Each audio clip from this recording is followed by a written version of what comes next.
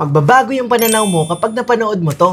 Gusto mo rin ba ma-highlight yung data mo based dito sa drop-down selection na pinili mo? So first, ang ginawa ko dyan, dito pumunta ako sa data validation.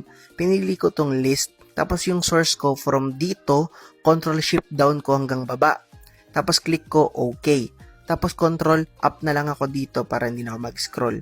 Tapos dito, naglagay ako ng equals VLOOKUP. Ito yung lookup value ko. Tapos from B to C, pang ilan yung gusto mo na column o mag-reflect dyan. 'Di ba dalawa? Kaya number 2 yung nilagay ko dyan. Tapos ito, i-drag mo na lang hanggang dito para mag-copy na rin yung formula.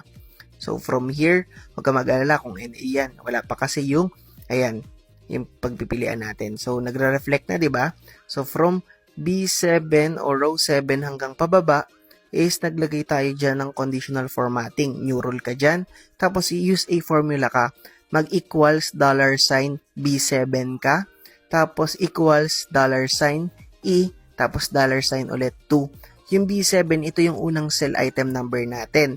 Tapos yung ito naman, ito yung cell kung saan mo nilagay o hinahanap yung i-compare natin sa bawat cell natin sa column B. Then, punta ka sa format, tapos pili ka na lang ng kulay na gusto mo. Click mo, okay.